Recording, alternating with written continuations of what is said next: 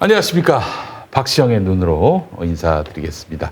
자, 이제 총선이 네. 넉 달하고도 네. 보름 남았나요? 뒤에 써 있습니다. 네. 166일 남았습니다. 여러분, 166일 남았어요. 이거밖에 안 남았군요. 그렇습니다. 근데 총선. 사실은 이 네. 총선이 대한민국의 미래, 네. 문재인 정부의 미래를 그야말로 고하느냐, 스톱하느냐, 그런 선거가 될 것 같습니다. 그러니까 옛날에 비하면은 다음 총선에 대한 관심이 굉장히 높아질 것 같아요. 그렇습니다. 왜냐하면 예. 이게 지금 조국 정국을 거치면서 검찰 개혁이 얼마나 중요한지도 많은 국민들이나 지지자들이 좀 절실하게 네. 느꼈고요. 예. 그다음에 이제 오늘 그 결과가 나왔는데 20대 국회가 밥값을 못했다. 그러니까 국회 입법 발의해서 통과된 법안 수가 네. 20몇 %밖에 안 되더라고요. 지난번에 19대 국회에 비해서 거의 절반 정도밖에 차지하고 있지 않은데 그 핵심원이 뭐냐? 네.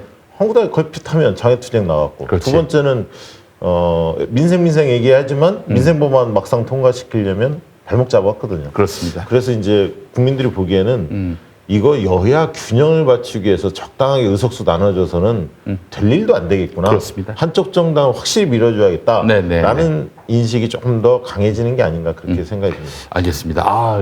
얘기 들으니까 네. 한마디로 절망하지 말라 이런 말씀 같습니다. 네, 그렇습니다. 예, 예. 잘 될 것 같습니다. 예. 예. 그래요. 저희가 이 시간을 마련하게 된 이유는 한마디로 말해서 전략적 사고를 좀 가져야 되지 않겠는가. 그렇습니다. 그러니까 막연히 우리 편 이겨라 이거 정도가 아니라 네. 어떻게 이길 것인가. 그리고 상대편의 이런 나 조금 나름대로 전략을 세울 거 아니겠어요? 그렇습니다. 그 전략이 어떻게 대응할 것인가. 네. 저들이 던지는 수에는 어떤 이런 정치공학적 그 맥락이 서려 있는지 이런 것들도 분석을 해보고 네. 거기에 또 어떻게 대응할 것인지도 네. 우리가 살펴봐야 됩니다. 그래서 사실 내년 총선은 어떤 우리의 열정과 뜨거운 의지에 더해서 전략이 개입된 승리여야 한다. 그래서 나쁜 정치 세력이 내년 총선에 이제 비로소 무덤을 스스로 무덤으로 들어가게 만드는 그런 선거가 돼야겠다. 그래서 저희가 특정 정당을 검증하지 않았습니다. 네, 그렇습니다. 예.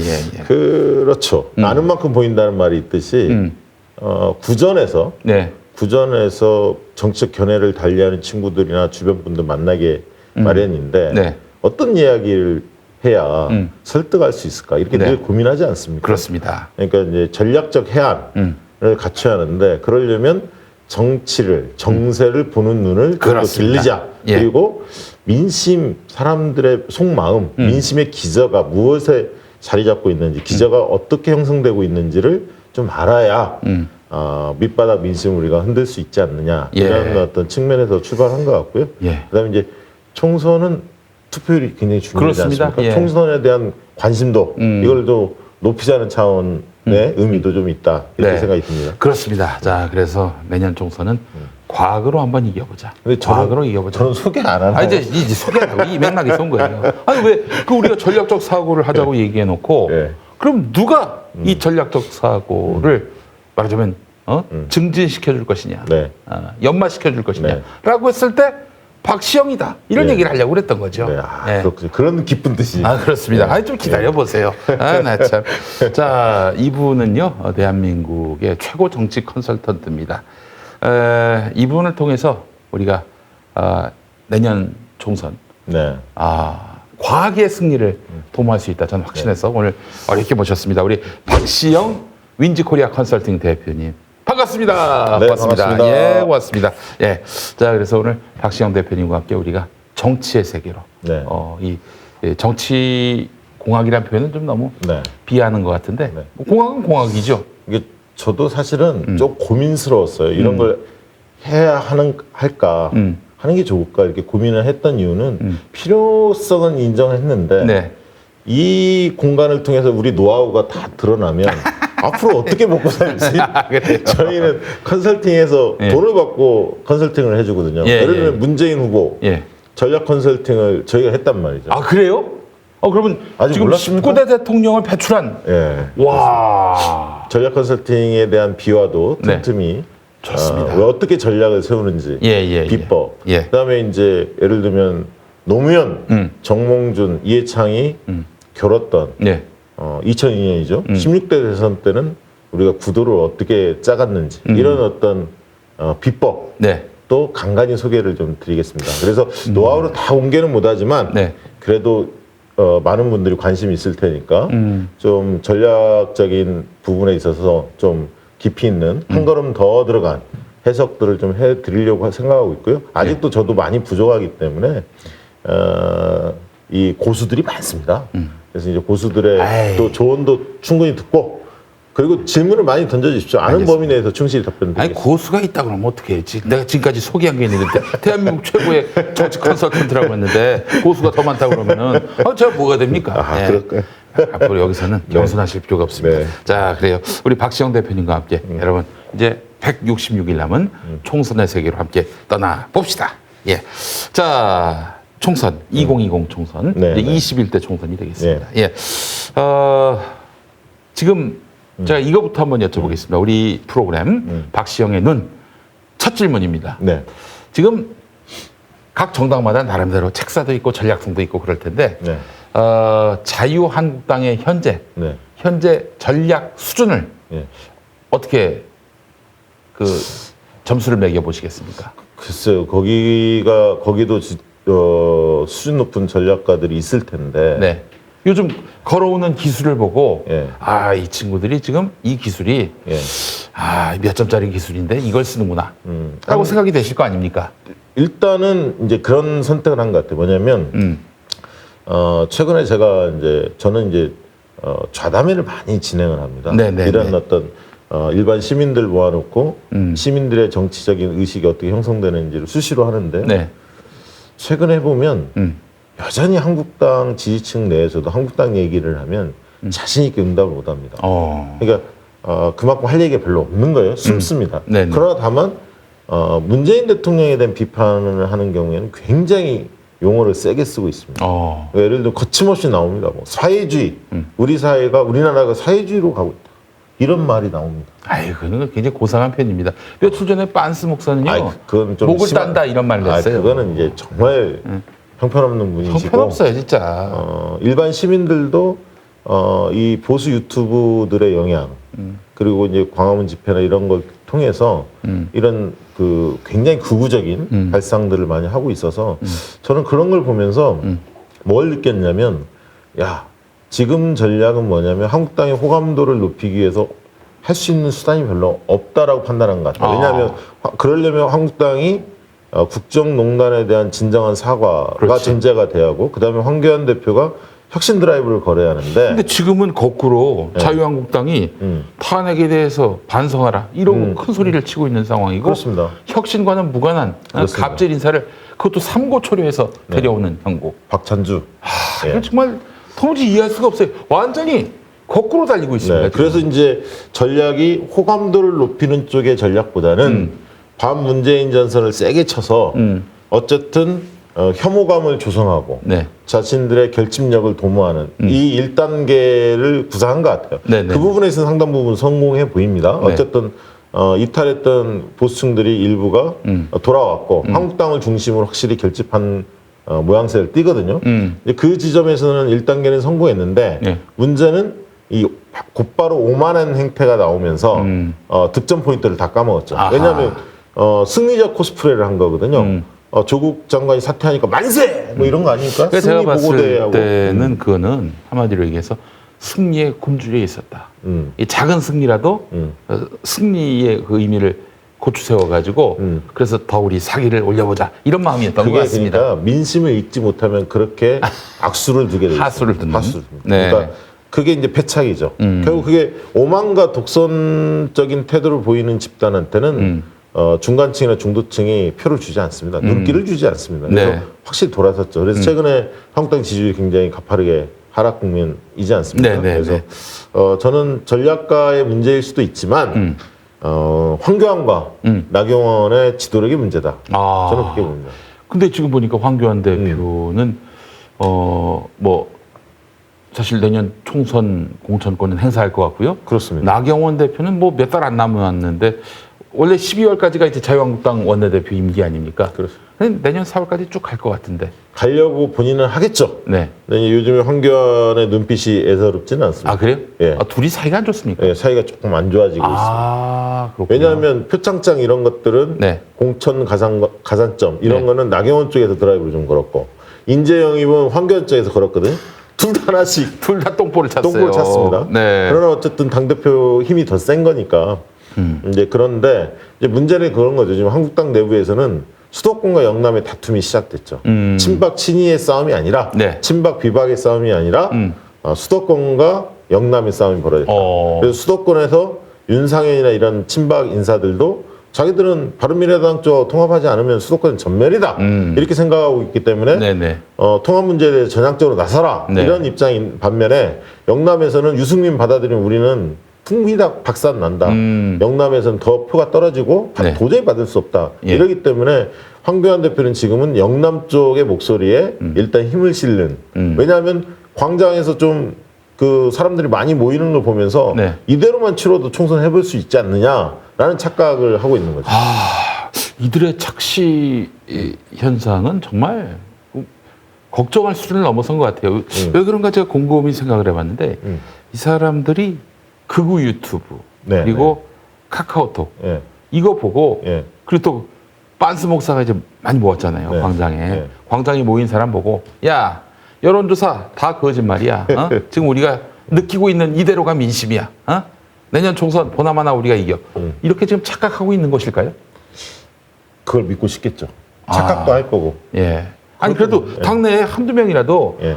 이 지금 여론조사가 뻥입니까 어디? 이거는 가장 객관적인 아니요, 지표니까 이거를 좀 기반으로 해가지고 우리가 전략을 짭시다. 중도층도 좀 끌어모으고 그렇게 말하는 사람이 아니, 있는 그러니까 거예요? 한국당은 좀 묘한 게 예. 여론조사 업체하고 다 척을 졌습니다. 아 그래요? 지난번에는 예전에는 갤럽 조사가 원래 이제 전화면접 조사로 실시하기 때문에 네. 한국당 지지율이 낮게 나옵니다. 그래서 한동안은 홍준표 대표 시절에 갤럽을 죽일 듯이 하다가 네. 그다음에 이제 리얼미터는 사실은 ARS 중심의 조사이기 때문에 네.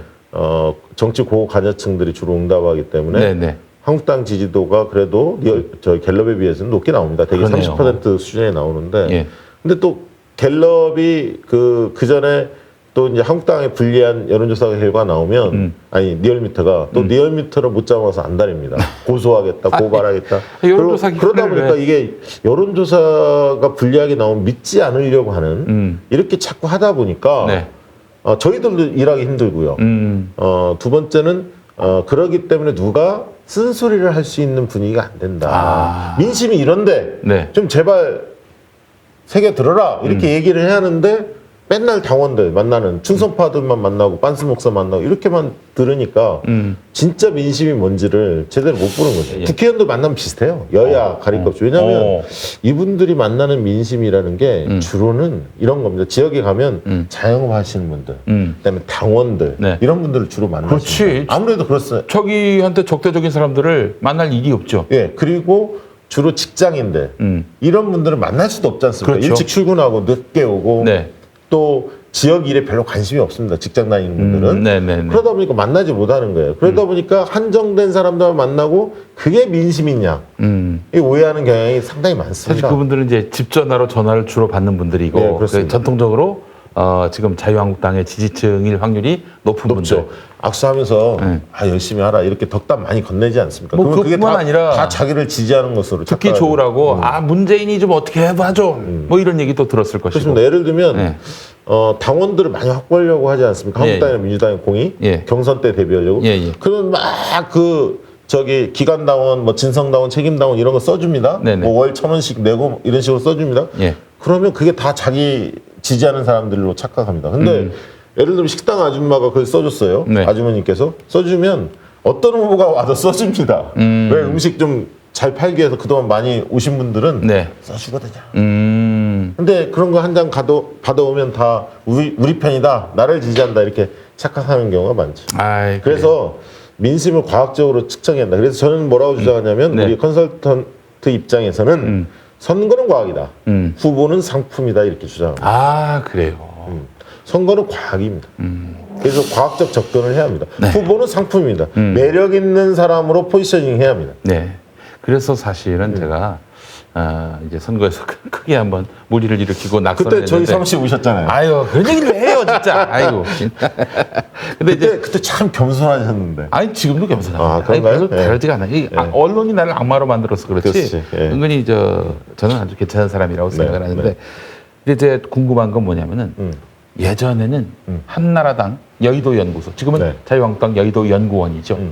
거기 데이터가 어떠한 여론조사 데이터보다도 가장 정확하다. 그게 왜 그랬냐면 그 당시만 해도 옛날에는 핸드폰을 가진 사람도 있었지만 핸드폰이 없는 사람도 있었고 그다음에 지금처럼 휴대폰 가상번호라고 일컫는 안심번호라는 게 있습니다. 선관위가 주는 휴대폰 번호를 주는 이게 없었습니다. 이 제도가. 그래서 과거에는 여의도 연구원이 왜 셌냐면 돈도 많은 데다가 그런 휴대폰을 가지고 있는 사람들의 DB를 여러 루트를 통해서 많이 확보를 한 거예요. 혹시 국가정보원을 통해 그 부분에 대해서는 확인된 바가 없어서 휴대전화를 소유한 사람 몰래 워낙 이제 가끔 보면 DB 팔려다니는 사람들이 있습니다. 아, 그래요? 불법적인 걸로 어떻게 뭐 통신사든 뭐 예를 들면 카드사든 어디서 빼냈는지는 모르겠으나 예컨대 어떤 뭐 게임 사이트 같은데 운영했던 사람들 이렇게 아무튼 그 DB를 팔려다니는 사람들이 있는데 합법적으로 그 취득을 했던 불법적으로 취득했던 그거 어떻게 했는지는 모르겠으나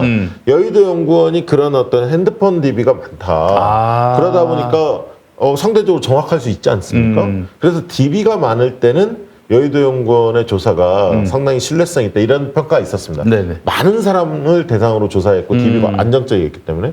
근데 이제 휴대폰 가상번호가 도입되면서 이 제도가 도입되면서는 아무런 의미가 없어졌습니다. 오히려 그걸 이제 예를 들면 커버리지라고 얘기하는데 커버리지가 다들 확보가 됐기 때문에 이제는 누가 기획력 있게 이 심층 조사를 할 수 있느냐 이게 오히려 그 조사의 질을 담보하는 요소다 이렇게 보여집니다. 그런 면에서 여의도 연구원이 조사를 잘한다. 저는 뭐 그렇게 생각하지는 않습니다. 그게 옛날 얘기군요. 옛날 얘기. 호랑이 담배 피자. 아니 그렇다면 여론조사가 보다 더 과학적이고 보다 더 정교하게 표본도 확보하고 있고 또 데이터도 수집하고 있는 것인데 이거를 안 믿는다면 도대체 자유한국당은 뭘 믿고 선거를 하겠다는 거지? 자기들이 잘 나올 때는 믿는다고 얘기하죠. 잘 안 나오니까 그런 거죠. 오늘 이제 어제 문화일보에서 여론조사 충격적인 조사 결과였습니다. 발표했습니다. 근데 이제 이게 사실은 웹조사였습니다. 온라인 조사인데 요즘에 이제 한국리서치가 KBS 일요진단하고 이제 웹조사를 계속 발표를 했었죠. 그래서 이제 리얼미터하고 또 옥신각신 뭐가 맞냐 뭐 이런 논란도 좀 벌였었는데요. 웹조사는 이미 사전에 수집된 표본으로 그렇습니다. 조사하는 이제 거죠. 그 패널들을 가지고 있죠. 그래서 이제 웹조사 의향이 있는 분들을 뭐 예를 들면 한국리서치는 한 45만 정도를 가지고 있고요. 이 칸타 코리아, 칸타 퍼블릭에서 문화일보는 조사했는데 거기도 이제 몇십만 가지고 있을 겁니다. 그런데 이제 패널 조사가 가지고 있는 한계는 있습니다. 그러니까 선진국은 이 조사를 많이 채택을 하고 있고. 자, 그러니까 이제 지금 일반 여론조사는 누가 누군지 몰라요. 표본을 따로 정하지 않고 아무렇게나 그냥 전화 RDD 거는 거야. 방식이죠. 무작위로. 이미 전화 걸기 방식으로 해서 전화를 거는 것이고 패널 방식은 이미 이 수집이 돼 있는 데이터를 갖고 그렇게 해서 그 사람들도 지금 나한테 언젠가 혹은 어느 때인가 전화나 연락이 오겠지. 이렇게 좀 사전에. 아니 그건 있는데 사실은 그 이중 추출의 문제는 있지만 그래도 상당히 성 연령 지역별로 컨트롤을 줘서 관리를 합니다. 그러니까 엉터리다 이렇게 얘기하는 건 아니고요. 다만 이제 그 웹패널 조사의 특성상 고학력 위주의 응답자가 많다. 이 패널 조사가. 그러니까 왜냐하면 화이트 칼라가 많이 표집이 됩니다. 블루 칼라나 자영업들이 상대적으로 적고요. 그 다음에 이제 60대, 70대의 대표성이 있느냐 이 문제가 있습니다. 무슨 얘기냐면 일반 시민들이 온라인에 접근성이 약한 분들이 70대는 분명히 있거든요. 그래서 70대의 대표성은 분명히 취약한 게 사실이고 그렇지만 이게 10년, 20년이 지나면 아마 웹패널 조사가 상당히 대세로 자리매김할 겁니다. 왜냐하면 질문 항목을 많이 던질 수가 있고요. 그래서 이제 다양한 각도에서 사람들의 인식을 측정하기 용이하기 때문에 웹패널 조사는 앞으로 확산되는 추세인데 아까 있던 고학력 위주의 응답자가 많다 보니 중도 성향인데 약간 정의당 쪽의 지지 성향이 좀 많이 나오는 경향이 있고요. 대체적으로 보면 한국당의 지지 성향이 덜 나오는 전화 면접 조사나 ARS 조사에 비해서 그런 어떤 특성 분명히 가지고 있습니다. 그런데 그걸 감안하고 보더라도 제가 오늘 문화일보 조사를 조금 말씀을 드리고자 하는 이유는 문화일보 칸타코리아. 그렇습니다. 예. 여기서 좀 유시민 장관을 갑자기 전 장관을 끼워줬어요. 대권 주자로. 그렇습니다. 예. 이낙연 19.5, 황교안 8.2, 유시민 7.2, 안철수 5.6, 이재명 5.3, 조국 4.9 이렇게 나왔는데 네. 이걸 제가 여러 가지 정보를 통해서 알아보니까 이게 조사회사에서 이 내용을 넣자고 한 게 아니에요. 누가 놓자고 한 거예요? 뭐 이게 교수 집단들이 있었고 문화일보 측하고 뭔가 얘기를 하면서 한국사회학회? 그건 모르겠습니다. 그렇게 나와 있어요. 그럼 예. 그게 맞을 겁니다. 그래서 대선 후보 지지도를 넣자 해서 이제 넣은 건데 유시민 전 장관에 대해서는 본인이 고사 나오지 않으니까 빼달라 이렇게 공개적으로 얘기해서 많은 조사기관들이 다 뺐습니다. 그 네. 이후에 시차는 있었지만. 예. 그런데 생뚱하게 이번에 들어갔단 말이에요. 첫 번째는 저는 유시민 죽이기다. 유시민 죽이기? 네, 첫 번째는. 넣어줬는데 이름을. 왜 그러냐면 예. 유시민 지금 전 장관 이사장이 알릴레오 진행하면서 조국 전 장관에 대해서 지금 검찰의 문제점 관련해서 정면으로 대응하고 있거든요. 그렇지 않습니까? 이 시점을 주목할 필요가 있습니다. 이 얘기는 뭐냐면 유시민 전 장관을 넣음으로 인해서 유시민의 발언이 본인의 대권, 앞으로 정치적인 어떤 자산을 위해서 지금 나서는 거다. 네. 이렇게 폄훼하려는 의도가 숨어 있는 게 아니냐. 그 유시민의 이런. 뭔가 계산하에 본인의 입지 강화를 위해서 지금 나서는 거 아니냐. 친문 세력의 어떤 대표성을 인정받기 위해서 존재감을 확인하기 위해서 이런 숨은 의도가 있다고 저는 봅니다. 그렇군요. 이게 첫 번째고요. 예. 두 번째는 조국 죽이기입니다. 조국 죽이기? 아까는 유시민 죽이기, 두 번째는 조국 죽이기. 이건 뭐예요?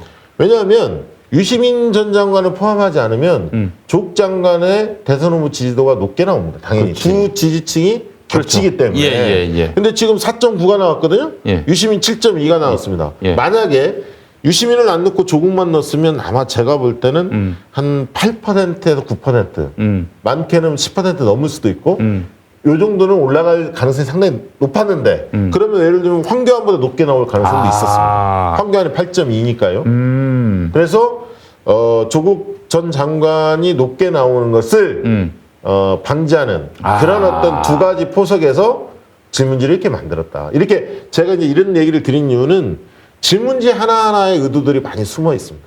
이걸 파헤쳐 볼 수 있어야 합니다. 예.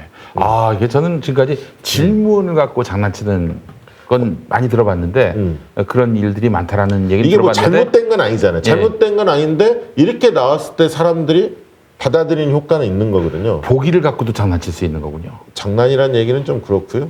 의도를 가지고 할 수 있다. 놀이. 네. 놀이. 알겠습니다. 그래요.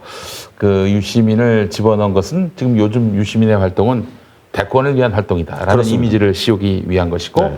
조국을 또 집어넣은 것은 조국에 대한 지지세를 반감시키기 위한 것이다. 그러니까 유시민이 빠지고 조국만 있었으면 조국이 높게 나왔을 텐데 둘을 같이 넣음으로써 조국도 낮게 나오고 유시민은 정치적 의도가 있는 사람으로 그렇게 인식되게 만든 거죠. 역시 뭔가 달라도 다릅니다. 우리 그렇습니다. 최고의 컨설턴트 우리 박시영 대표님과 함께하고 있습니다. 그런가요? 예. 끝났나요 이제? 아니. 누군가 하시는 분들을 위해서. 예. 자, 근데 저는 사실 칸타코리아 여론조사에서 가장 주목됐던 게 민주당 지지율 34%, 자유한국당 지지율 15%. 그렇습니다. 아니 20%도 무너졌어요? 한국당이 웹조사 하면 되게 이렇게 낮게 나오고요. 그래요? 그러나 이제 오늘 이제 갤럽 조사에서도 굉장히 충격적으로 나왔죠. 갤럽 조사에서도 23이 나왔고 23. 민주당이 40이 나왔으니까 그러니까 확실히 그 자유한국당의 폭락세는 분명해요. 맞네요. 분명합니다. 그러니까 여론조사라는 게 이 흐름을 반영하지 않습니까? 최근에 이제 아까 있던 굉장히 오만한 태도들을 보였고 이것이 이제 한 4-5가지가 지금 된 거 아닙니까? 첫 번째 표창장 논란이 있었고 그다음에 공천 가산점 논란이 있었고 그다음에 대통령에 비한 그 애니메이션 가지고 장난치를 쳤고요. 벌거벗은 임금. 그렇습니다. 그다음에 촛불 계엄령 문서가 또 뛰어나왔죠. 그것도 한국당의 악재 아닙니까? 그다음에 이제 인재영입 관련해서 박찬주 이런 공감병 갑질의 대명사 아닙니까? 이런 사람들이 이렇게 연이어서 벌써 한 2주 사이에 그렇게 축적이 딱 됐기 때문에 이 사람들 정신 못 차리는구나. 국민들이 혼내주는 거죠. 그렇군요. 예.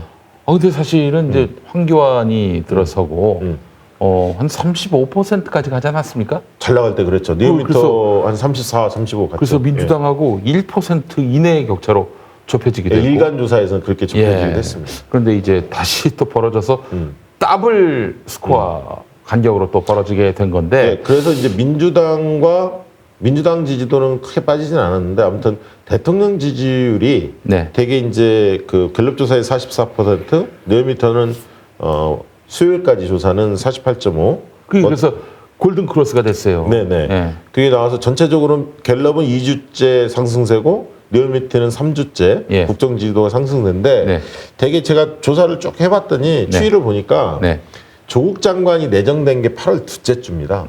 8월 둘째 주 내정되면서 이제 언론 보도들이 막 시작됐었거든요. 그때에 비하면 이제 갤럽은 한 3%포인트만 올리면 8월 둘째 주가 47%였거든요.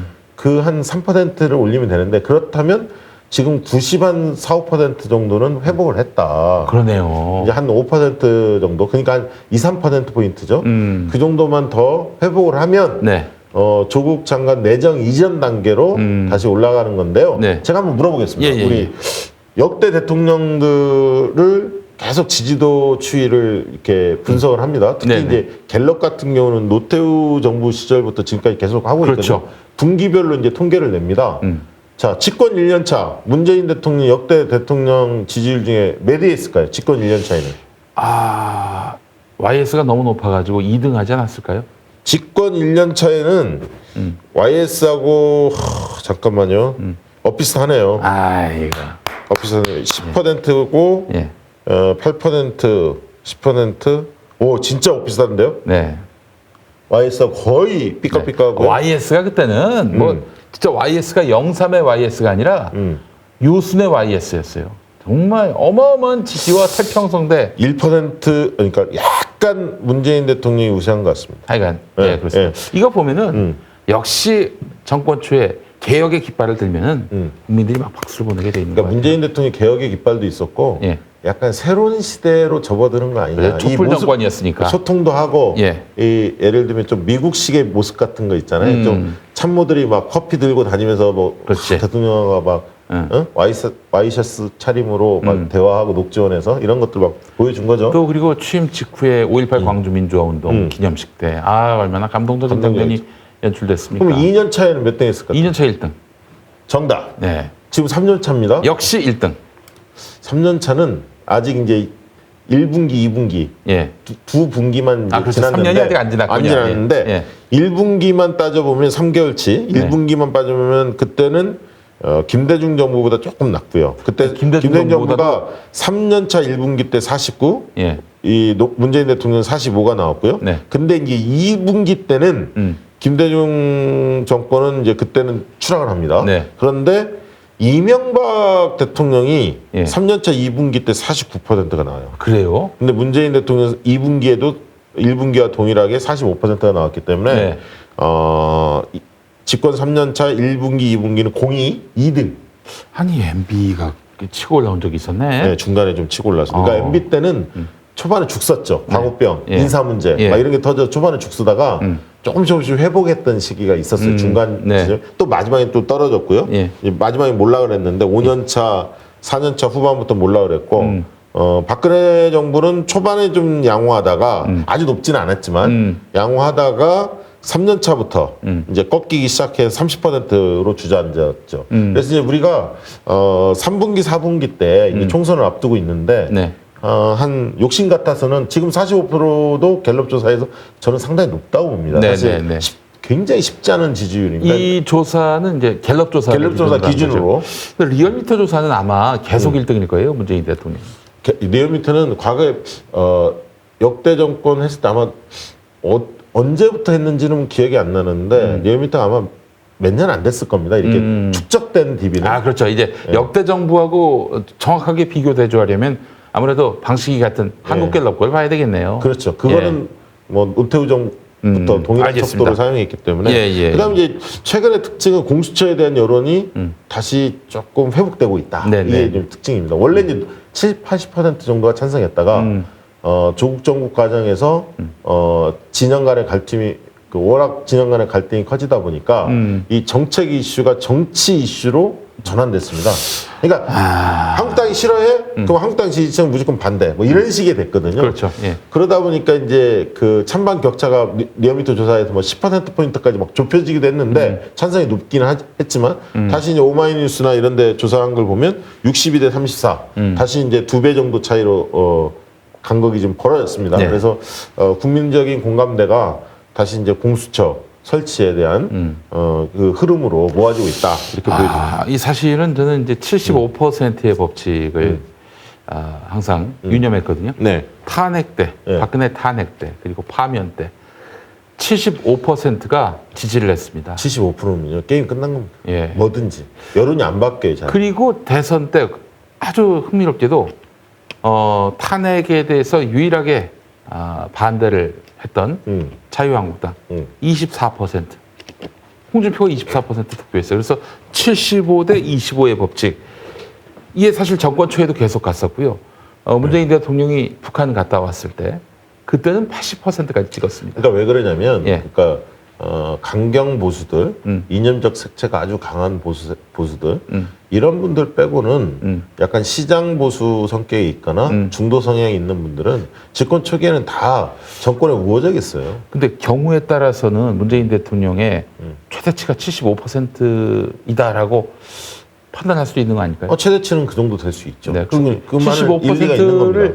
정권 중반기쯤에 다시 노력해서 회복할 수는 없을까? 그거는 어려운 너무 일이다. 그러니까 그런 얘기는 네. 우리 김용민 앵커나 제가 예. 몸무게를 한 60kg로 만들 수 있느냐 이렇게 묻는 거나 똑같습니다. 거의 불가능. 예. 굉장히 어려운 일이군요. 그거 불가능한 굉장히 어려운 일이에요. 일이에요. 예. 네. 근데 이제 지금의 정세가 날씨로 비유를 해보면 흐림 맑음 뭐 이런 거 있지 않습니까? 네. 한국당은 뭐 같습니까? 지금요? 우중충한. 그렇지. 먹구름이 끼었다. 먹구름이 꼈어요. 언제든 비가 올 것 같아요. 그렇습니다. 예. 그럼 민주당은 뭡니까? 그냥 구름이 잔뜩 낀 날씨 정도? 제가 볼 때는 우중충하다기보다는 비가 온 뒤 좀 네. 개임. 어려웠는데 네. 조금씩 희망들이 좀 보이는. 자, 이 2019년 11월 1일 현재. 그렇습니다. 정의당은 뭡니까? 정의당. 그거 참 애매한데요. 정의당도 약간 흐림. 왜냐하면 당 지지율도 여전히 지금 5% 수준에 머물고 있고요. 이 조국 정국 과정에서 네.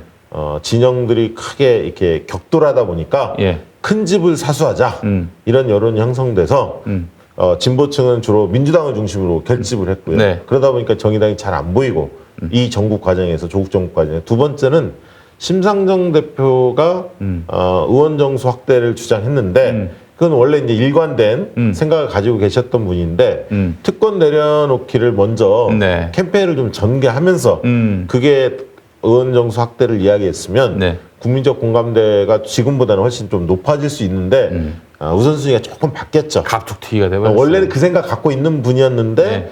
이제 의원 정수 확대만 갑자기 부각이 되다 보니까 그 뒤에 이제 특권 내려놓기에 대해서 굉장히 전향적인 의견을 내놨습니다. 그럼에도 불구하고 사람들한테는 의원 정수 확대만 이게 꽂혔기 때문에 정의당으로서도 좀 흐리다 이렇게 볼 수밖에 없을 것 같습니다. 그래요. 정의당이 만약에 조국 국면에서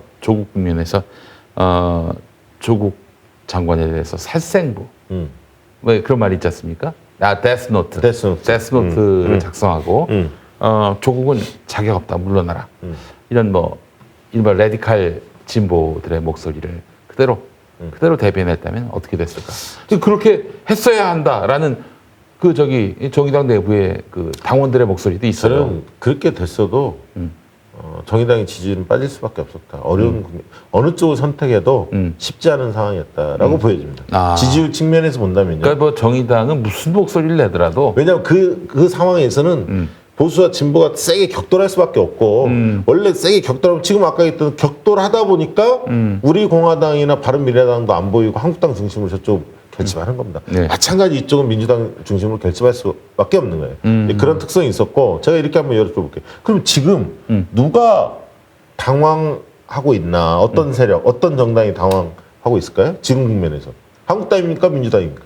두 당은 아닌 것 같아요. 지지층 결집으로 나름대로 저 재미를 봤어요. 아닙니다. 저는 한국당이 당황하고 있다 이렇게 보여집니다. 아, 그렇습니까? 그렇습니다. 그러니까 그거는 2주 전 상황이고 지금은 악재들이 많이 끼어서 굉장히 어쩔 줄 모르고 있습니다. 그 악재가 만약에 없었다면은 예.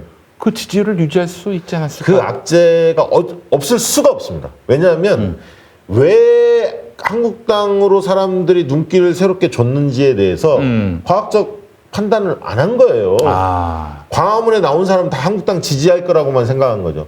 조국 장관에 대해서 특권층에 대해서 편법에 대해서 분노해서 나온 사람도 있는데 이게 마치 그 사람들까지 다 한국당을 지지하는 걸로 착각하는 거예요. 네. 그렇기 때문에 오만이라는 행태가 나올 수밖에 없는 거죠. 심리 구조가 그렇기 때문에 그렇게 결과가 나오는 겁니다. 네. 그래서 저는 지금 한국당이 굉장히 당혹해한다. 그래서 내부에서 황교안 교체론 이런 얘기도 나오고 있는데 민주당도 좋은 상황은 아니지만 지금은 굉장히 안정적으로 관리할 필요가 있어요. 아니 지금 민주당은 정당 지지도 1위고 압도적 차로 1위고 대통령 지지율도 공고한 편이고 또 회복대에 가고 있고 근데 왜 이해찬 대표가 물러나야 되는지 도저히 모르겠어요. 아니, 그러니까 지금 이해찬 대표 사퇴 주장이 당원 게시판 이런데 좀 나온다는 겁니다. 뭐저 할만한 사람들 아닙니까? 아니, 그러니까 이제 그런 그 색깔을 가지고 그런 견해를 가진 분들이 분명히 존재하죠. 그런데 왜 그러면 국회의원들은 잠잠할까? 이 문제에 대해서. 네. 물론 이제 표창원, 이철희 의원이 불출마를 하면서 당이 좀 역동적으로 받게 하고 젊은 정당이 돼야 하고 혁신해라! 이런 얘기는 분명히 전달했습니다. 네. 다만 왜 의원들이 그러면 지금 국면에서 이해찬 당대표에 대한 책임론, 사퇴론 이런 걸 들고 나오지 않을까. 네. 과연 공천에 대한 두려움 때문인가. 저는 그렇게 보이지진 않고요.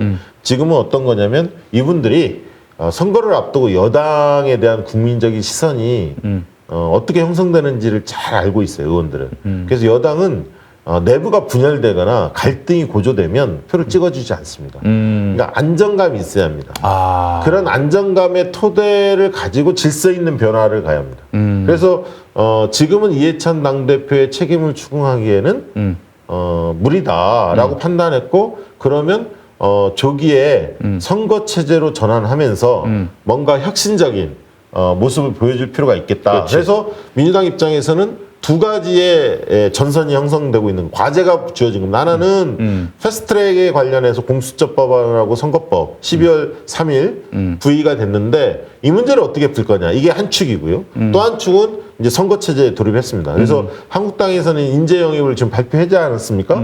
문매를 맞았지만 네. 그럼 민주당은 뭐 하는 거냐 이렇게 이제 물을 텐데 제가 들은 정보에 의하면 이제 총선 기획단도 발족을 하고 인재 영입도 본격화될 것 같고요. 내주 정도에는 총선 기획단의 면모가 드러나지 않을까 싶고요. 민주당. 민주당. 예. 그리고 민주당 입장에서는 청년, 여성 네. 이런 어떤 계층을 대폭 반영하는 중시하겠다 네. 이런 입장이 들어갈 수 있는 어떤 인물들을 많이 물색한 것으로 그렇게 좀 들리고 있습니다. 누가 그래요? 나올지는 모르겠는데 예. 깜짝 인사들도 나오지 않을까 예상을 해봅니다. 그 사실은 세종시 의회를 가면은 세종시의 국회의원이 누굽니까? 이해찬 대표예요. 네. 거기 보면은 20대의 시의원도 있고 그리고 30대인데 재선 의원이에요. 이런 경우도 있고 젊은 의원들로 민주당 의원들이 포진되어 있다는 걸 이야기를 듣고 야 맞습니다. 이해찬이 그리는 21대 민주당 그 어떤 총선 후보군이 이런 세대 교체 혁신에 무게가 실려 있겠구나 그렇게 짐작하게 되더라고요. 그러니까 지금 관심이 뭐냐면 청년을 배려한다 그러면 상식적으로는 30대 인사들을 좀 우대하겠구나라고 대략 짐작은 되지 않습니까? 네네. 상식적으로 네네. 40대도 있지만 30대도 예. 있겠구나. 예. 20대가 있을까요? 없을까요? 20대도 있어야죠. 아 그런가요? 그럼요. 한번 지켜보시죠 그러면. 20대가 제가 알고 있기로는 한 700만 됩니다. 아 그렇죠. 예. 네. 인구의 10분의 1이 넘어가요. 근데 지금 우리에게는 2030 의원이 한 3명인가 4명인가. 김혜영 의원이 간당간당해요. 그렇죠. 39세? 40세? 39세로 보면 4명이고 40세로 보면 이제 그래서 3명인 거죠. 이게 총선 기획단이라는 것이 왜 중요하냐면 네. 총선 기획단의 면모를 보면 총선의 컨셉이 공천의 컨셉이 네. 읽혀질 수 있습니다. 읽을 수가 있습니다. 네. 그렇기 때문에 총선 기획단에 어떤 인물들이 포진하는지 내주쯤이면 뭔가 가셔야 될 것 같아요. 다음 주쯤에. 네, 한번 지켜봅시다. 알겠습니다. 그리고 이렇게 한번 여쭤볼게요. 민심 얘기를 조금 들어가 보자고요. 한 걸음 더. 네네. 조국 정국 이후에 네. 사람들의 마음이 어떻게 변화했을 것 같으세요? 그러니까 조국 정국을 거치면서 네. 어떤 마음이 들었을까요? 참 복잡해요. 저는. 복잡해요? 이게 물론 좀 조중동이라는 사람들은 이제 뭐 조국을 반대하는 거지 뭐 조국을 지금 비난하는 가치에는 전혀 관심이 없거든요. 네. 뭐 특권 교육을 바꾸기 위해서 우리가 이것을 하자. 뭐 이런 뭐 의제 설정도 안 하고요. 그냥 뭐 조국이 물러나고 문재인 대통령이 타격 입으면은 그게 장땡인 거예요. 이 친구들은. 그러니까 이제 초기에는 예. 초기 그다음에 예를 들면 9월 달까지만 해도 대략 그랬던 것 같아요. 그러니까 이게 진영 간의 이 대립 구도가 워낙 세다 보니까 사람들이 일상적으로 만나는 사람들 커뮤니티 내에서도 의견 차이가 팽팽히 맞선 겁니다. 네. 그래서 이 굉장히 험한 얘기 오갈 정도로 그렇죠. 격론을 벌였어요. 되게 대다수 커뮤니티들이. 네. 그러니까 예를 들면 무슨 학부모 모임에서 평소에 커피 먹으면서 우아한 얘기하다가 누가 조국 얘기하면 또 팍 붙고 네. 이랬다는 겁니다. 예. 시민들이 실제로. 실제로도 제가 잘 가는 카페가 있는데 네. 우리 거기 그 주인이 평소에 정치에 별 관심이 없으실 분이 아니겠나 생각을 했는데 와 거기서 이제 말하자면은 도와주시는 분, 일 도와주시는 분하고 그 주인하고 조국을 놓고 토론을 벌이는데 그렇죠. 이거 살벌하죠. 예. 살벌합니다. 예. 그런 얘기를 제가 최근에 많이 들었고요. 네. 그러다 보니까 이제는 따로따로입니다. 조국 장관을 수호하자는 입장에 있는 분들은 따로 보이고 여기도 네. 따로 보이고 이 얘기 참 많이 들었고요. 그래서 야 이게 좀 대립과 갈등이 상당히 커졌구나. 네. 그게 뭐 나쁘다고 말할 수도 없고 뭐 정치적으로 그렇게 입장 차이가 날 수 있기 때문에 어떻게 보면 자연스러운 상황이지만 어쨌든 좀 우려스러운 느낌도 좀 있습니다. 왜냐하면 이 비판하는 분들이 아까 제가 사회주의 이런 표현을 썼는데 이 대통령을 비판하는 이 언어, 사용하는 언어 자체가 너무 천박한 수준이에요. 글쎄 너무 말이에요. 격해졌어요. 예. 그래서 좀 걱정이 되고 있는데, 근데 이게 그 조국 정국 과정에서 사실 적폐가 부활하지 않았습니까? 그 정광훈 목사 같은 분들이 이제 어디서 마이크를 잡습니까? 저런 분이. 2달 전만 해도 네. 그 뭐 한국의 개신교에서 그냥 뭐 퇴출. 그냥 뭐 폐기물이었어요. 그렇지 않습니까? 근데 지금은 계륵이 됐어요. 버리긴 아깝고 하여간 근데 사람들이 기독교 대형 기독교가 네. 노골적으로 보수적인 색채를 띠니까 기독교인들은 좀 보수 정당을 좋아하지 않을까 이렇게 생각할 수도 있지 않습니까? 근데 실제 조사해보면 그렇지 않습니다. 차이가 없습니다. 네. 그러니까 종교 집단 간에는 정치적 견해 차이가 거의 없더라. 그러니까 이제 눈에 보이는 사람들, 아멘파들이 극소수죠, 극소수. 그 개신교의 절대 다수인 것 같은데. 그렇습니다. 극소수예요. 그렇습니다. 이번에 뭐 저기 어디서 조사도 했지 않습니까? 기독교인들의 그 정광훈 목사의 주장에 대해서 반스 주장에 대해서 70%는 전혀 동의하지 않지 않는다. 않습니까? 그리고 교회의 그런 정치 세력화 반대한다 90%. 뭐 그렇습니다. 그렇습니다. 그래서 제 이 얘기를 드린 이유는 적폐가 부활했고 이 거친 언사들이 오가면서 아까 얘기했던 중간층들이 사실은 조국 정국 과정에서 많이 우리 측에서 이탈했거든. 진보 층에서. 네네. 근데 이들이 돌아오고 있습니다. 왜냐하면 중도 측이 돌아오고 있습니까? 예, 저쪽에 눈길을 좀 둬봤는데 말하는 투나 내용이 너무 몰상식적인 거예요. 쌈마이란 말 나오려고 그랬어요. 안 합니다. 쌈마이란 말이 나올 그래서 뻔했습니다. 중도층이 좀 동요하다가 좀 진정 국면에 들어서는 상황입니다. 다만 대통령한테 이런 주문을 하는 거죠. 3가지 주문을 합니다. 우리 이제 지금 그러면 대통령이 어떤 일을 해줬으면 좋겠냐라고 물으면 첫 번째는 성과를 좀 창출해줬으면 좋겠다. 많은 일을 손을 대는 것 같긴 한데 뚜렷하게 손에 잡히는 거를 좀 명확히 보여달라 이 얘기입니다. 바로 그 부분입니다. 이게 사실 예를 들면 문재인 케어부터 시작해서 네.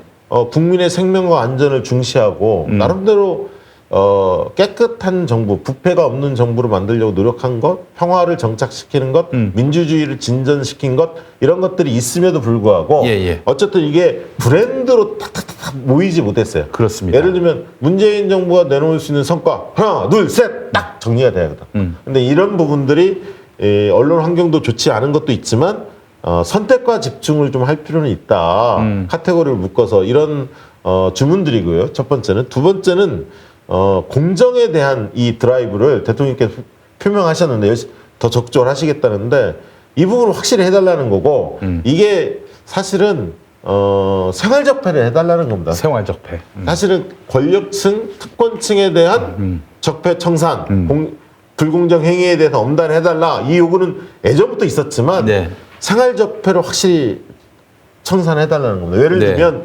국가자금 이런 거에 대해서 수급할 수 없는 사람들이 있는데 그 수급을 한다든가 재산을 속여서 그 다음에 이제 예를 들면 복지에 대해서 이 받을 수 있는 혜택 조건이 아닌데도 불구하고 서류를 뭐 이상하게 작성하고 속여서 그걸 받는다든가 이렇게 시민들이 옆에서 지켜보는 이 적폐들 제도권 안에 있는 이 적폐들이 너무 많다는 겁니다. 그렇습니다. 그다음에 세금 탈루자들도 마찬가지예요. 이런 것도 두드려 확실히 잡아달라 이 요구고요. 세 번째로는 대통령이 조금 더 자신감을 가지시고 소통에 대해서 더 적극적으로 나서달라는 겁니다.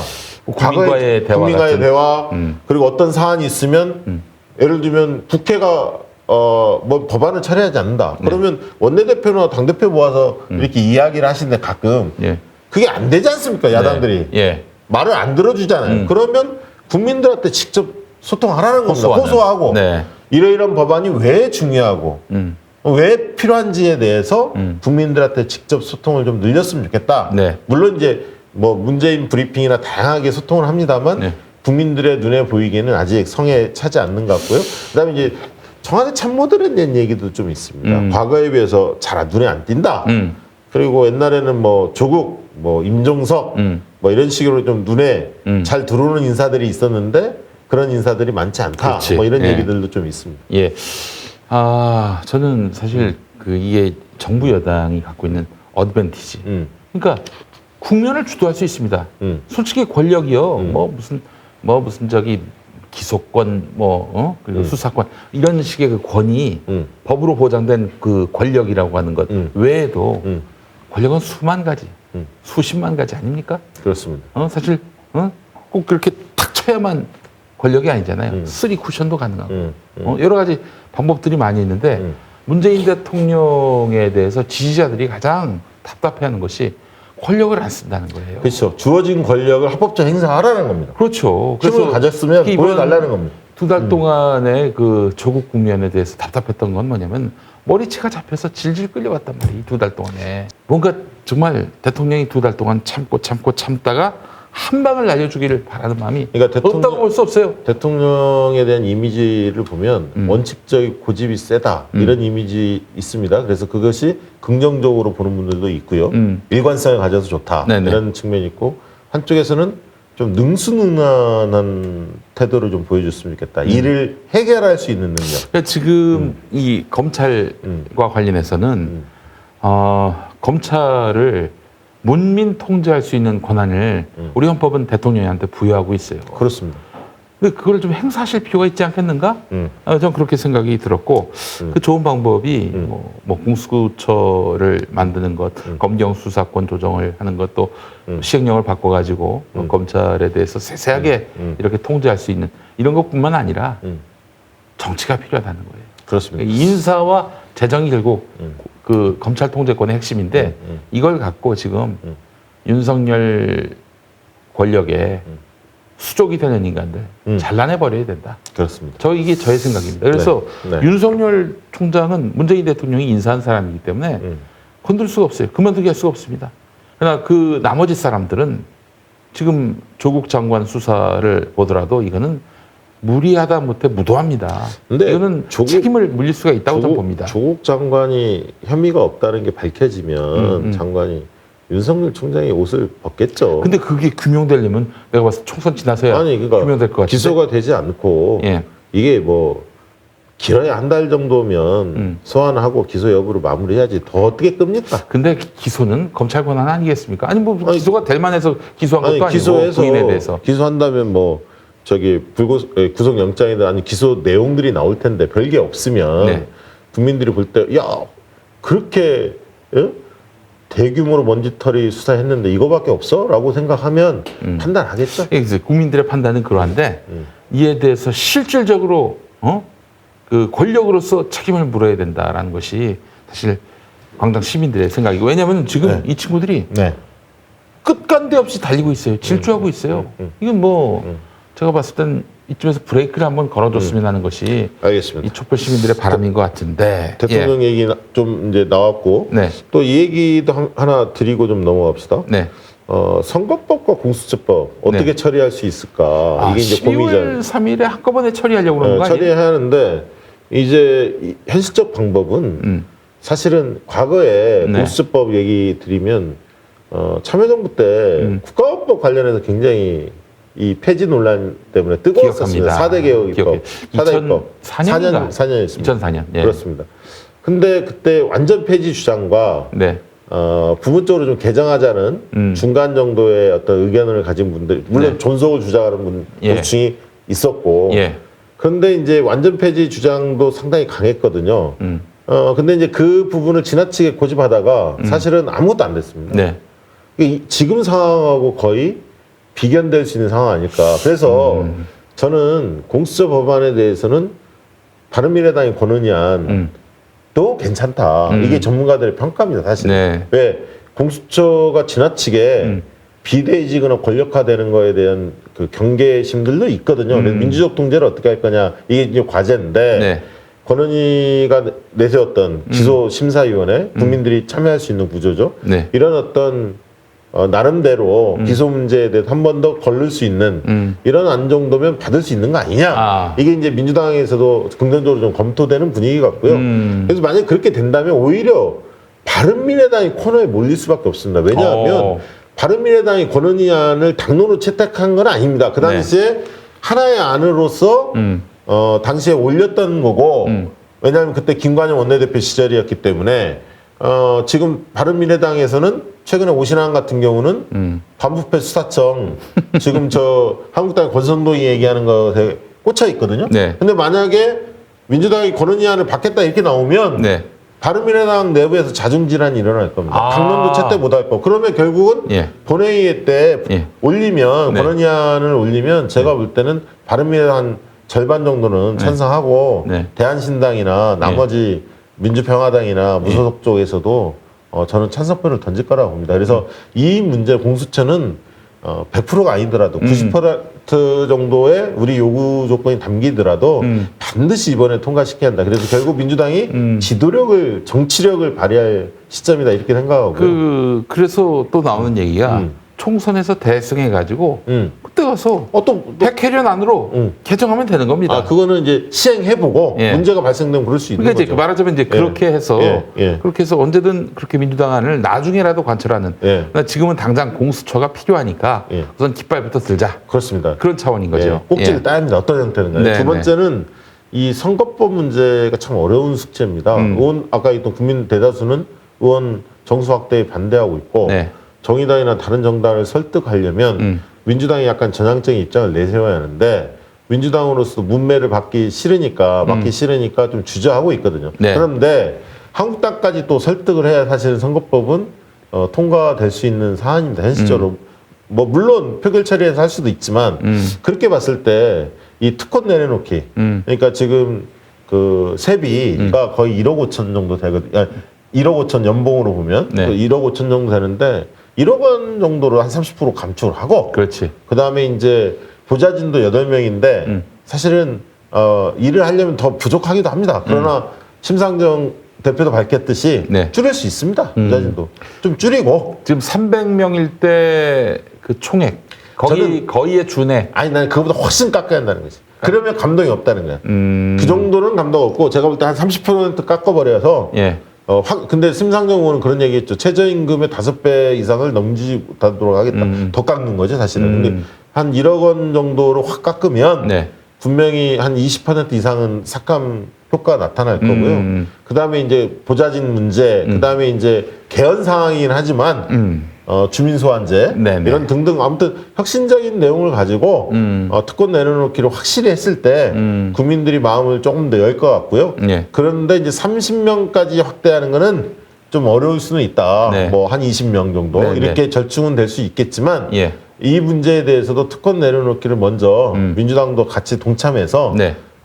적극적으로 해야 서로 신뢰가 쌓일 그렇지, 거고 아무래도. 그 힘으로 돌파해야 한다 이런 생각을 가지고 있고요. 예. 그다음에 이제 오늘 이제 공부하는 시간 조금 가져야하는데 그렇습니다. 네, 공부하는 시간 갖기 전에 한 4, 5분만 간단히 소개하고 공부하는 시간 갖도록 하겠습니다. 자, 최신 여론조사 결과. 예.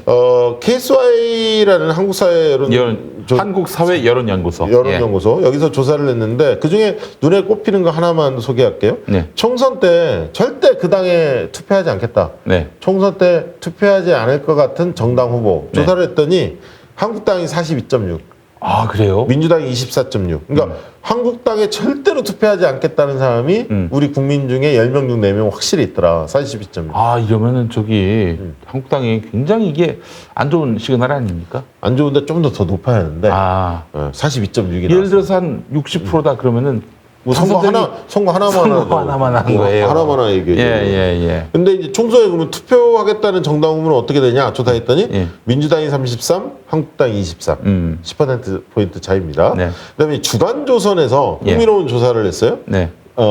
차기 총선에서 안정론 쪽에 국정안정론 쪽에 힘을 실어주겠다. 여당을 여당 쪽에 지지하겠다. 이게 50.4. 아. 그리고 야당 국정을 견제하겠다. 네. 견제론 예. 이게 39.4. 11%포인트 차이입니다.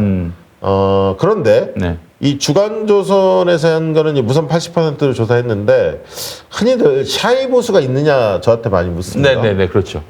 근데 실제로 재밌는 조사를 저희가 해본 적이 있습니다. 네. 뭐냐면 동일 지역에 예. 같은 지역에 휴대폰 가상번호, 안심번호를 받아서 ARS 안심번호 조사와 전화면접 안심번호 조사로 동일하게 해본 적이 있는데 자, ARS라는 건 기계가 조사하는 것이고 몇 번을 누르세요 이렇게 나오는 것이고 전화 면접은 사람이 직접 전화를 받고 네. 이렇게 그렇게 해봤더니 네. 민주당 지지는 똑같더라. 그런데 예. 한국당 지지는 5%포인트 차이가 있더라. 뭐가 높아요? ARS 쪽이 높게 나와요. ARS 고관여층, 정치 고관여층.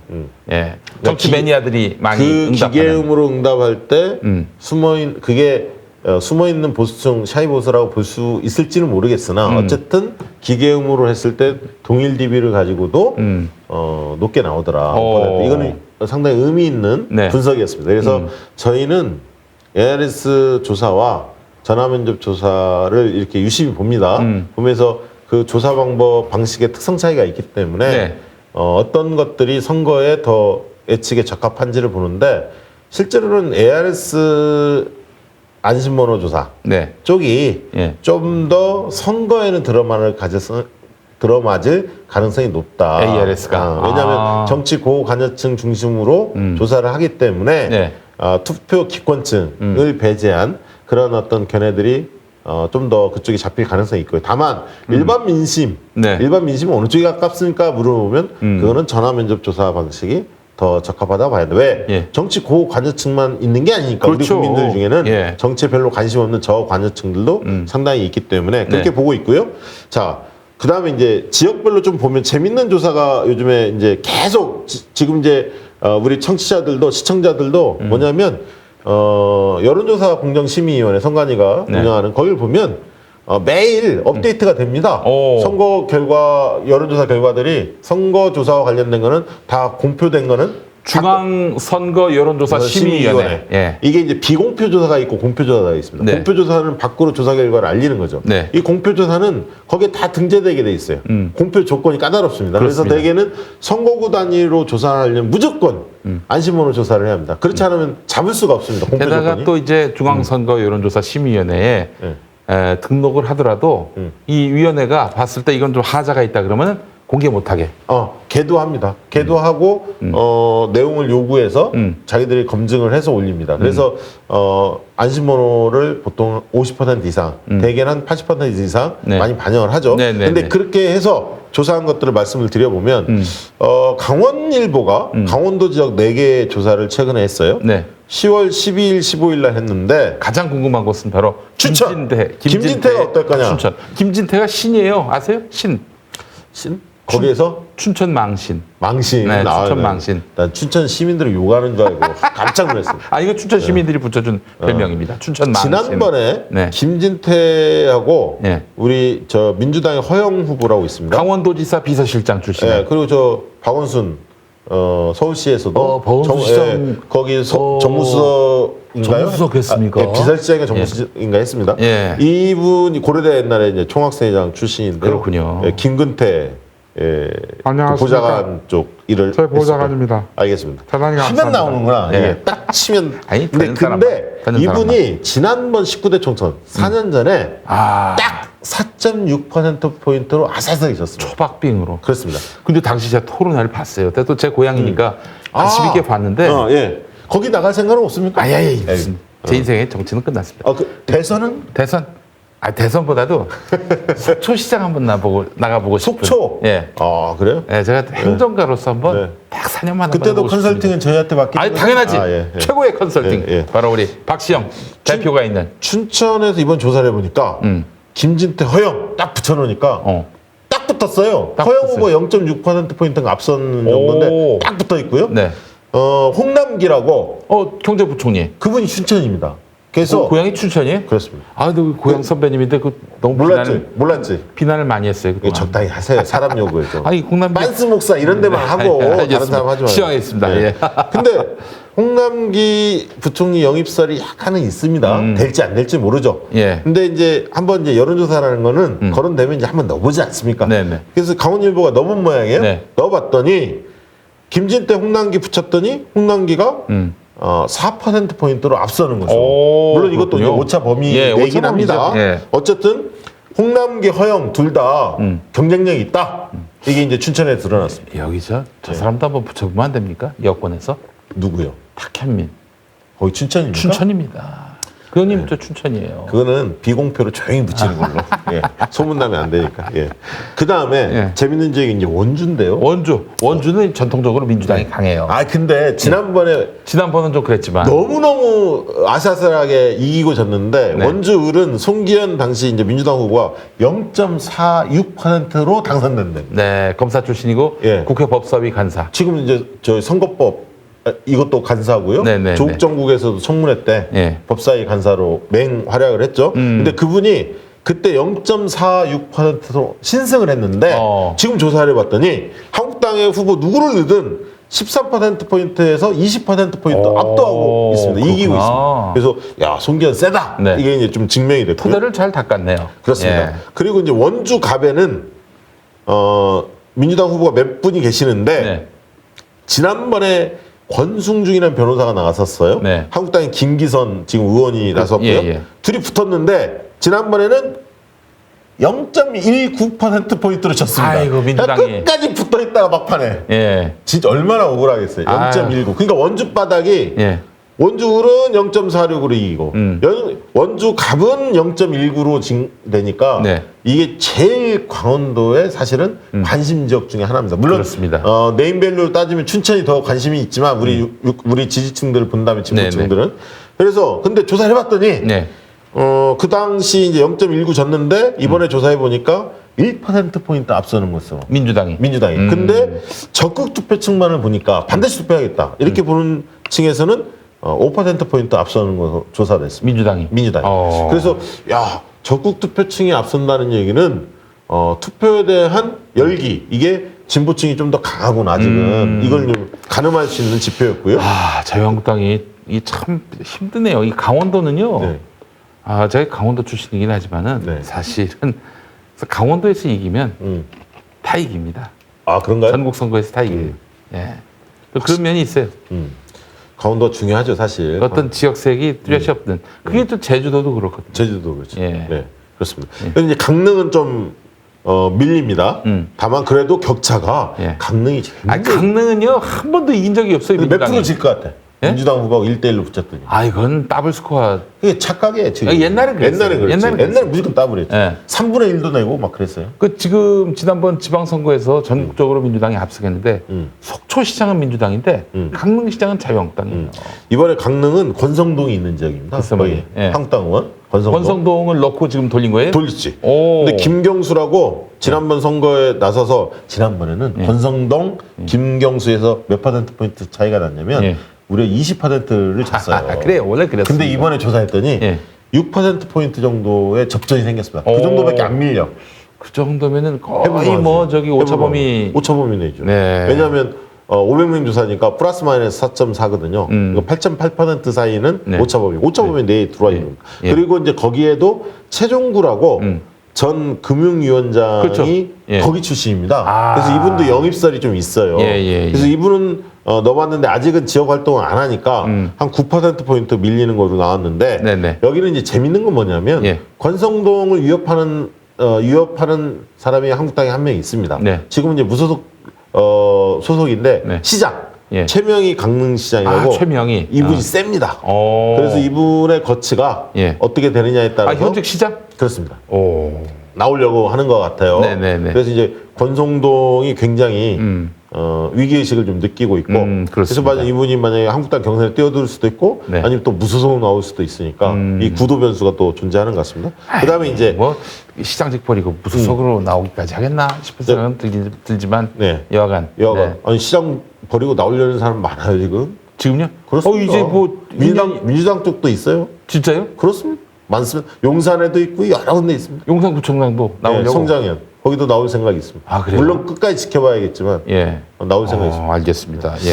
마산 회원 하나만 더 소개하고 마산 회원. 이제 공부하는 시간 넘어갈게요. 알겠습니다. 마산이라는 데가 전통적으로 네. 구 여권인 네. 한국당이 세죠. 여기가 지금은 이제 창원시 마산 회원구, 그렇습니다. 마산 양덕구. 이렇게. 그래서 합천이 있고 마산 합천이 있고 하포. 마산 네. 하포가 있고 네. 회원이 있는데 네. 여기도 좀 재밌는 지역이에요. 경남 매일 신문이 조사를 했는데 여기 이제 여러 번 선거 나왔던 사람이 민주당 쪽에 하기남이라고 있습니다. 네. 이분이 지난번 선거에서 4%포인트 져서 아깝게 네. 석패를 했습니다. 하기남. 예. 하기남. 예. 변호사 출신이죠. 네. 근데 안홍준, 윤한홍이 지금 현 의원이고 안홍준이 전 의원인데 붙여봤더니 네. 2, 3%포인트밖에 차이가 안 오, 나는 거예요. 그래요? 지난번이 4%, 그러니까 영남이 돌아섰다.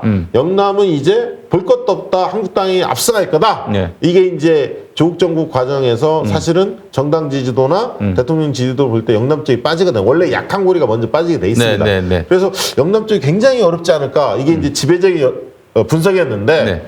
막상 이 지역을 해보니 접전이 되더라. 오차 범위 내에 있고 회원 지역이 싸울만 하더라. 네. 이렇게 좀 나왔기 때문에 네. 저는 제가 이제 경남에 강의하러 가기도 하고 여러 조사를 해봤는데 경남에서는 인물론이 굉장히 중요합니다. 그래서 좋은 인물, 괜찮은 인물을 민주당이나 정의당 이런 데에서 공천을 잘하면 오히려 부산보다 나을 수도 있다. 저는 그렇게 봅니다. 왜냐하면 부산은 한 벨트권이거든요. 먹냐 먹히느냐, 바람이 부냐 안 부느냐 뭐 이런 싸움이라면 경남은 권역별로 좀 특징 차이가 있습니다. 네. 김해, 양산, 거제, 진주 다르고요. 창원 다르고 그렇습니다. 그래서 경남 쪽에 해볼 만한 지역들이 있다. 그래서 더 힘을 내자. 이런 얘기를 좀 드리고 싶고요. 네, 알겠습니다. 아이고, 이렇게 선거판 개별 지역구 얘기하니까 너무 좋네요. 그래요? 예, 이게 판을 읽으면서 느끼는 것은 뭐냐면은 자유한국당이 여기서 뭔가 자기만의 컨텐츠를 만들어 가지고 유권자들을 휘어잡지 못하면은 이 추세대로 가면은 더 어려워지는 싸움이 되지 않겠는가 생각이 들고요.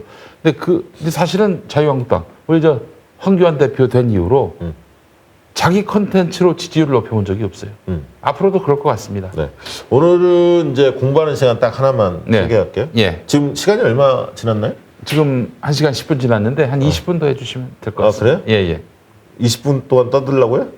20분이나 많다는 겁니까? 적다는 겁니까? 한 20분은 해야죠. 20분. 뭐 질문은 안 나옵니까? 오늘 질문? 질문 많죠? 많아요? 질문 많은데. 일단 이 얘기를 좀 드리고 그러면 질문 받도록 하겠습니다. 네. 사람들이 이제 구도, 전략 뭐 이런 얘기 하는데 예. 이 구도와 전략에 대해서 한 가지 좀 말씀을 드릴게요. 이건 진짜 예. 영업 비밀인데 진짜 첫 번째 코너니까 예. 맛배기로 좀 보여드릴게요. 자, 이제 전략을 세울 때 이런 얘기를 드리고 싶어요. 전략 이제 저희가 컨설팅 할 때 그런 얘기를 좀 드리는데 전략을 세울 때 아까 제가 왜 선거는 과학이냐 이런 얘기를 던졌는데 대개는 전략을 체계적으로 세우지 못한 채 선거판에 뛰어드는 후보들도 많고 그렇습니다. 또 이제 정치에 관심 있는 분들도 과연 전략을 어떻게 세우지? 라는 고민에 휩싸입니다. 막상 국회의원들 만나보면 본인이 선거 전략 세우라고 하면 제대로 세울 분들이 많지는 않을 거예요. 네. 그렇기 때문에 우리가 먹고 사는 겁니다. 그래요. 그런 건데 예. 제가 이제 예를 들면 노무현 사례와 문재인 사례 두 가지를 간단히 소개를 해드려볼게요. 네. 노무현 캠프에서는 네.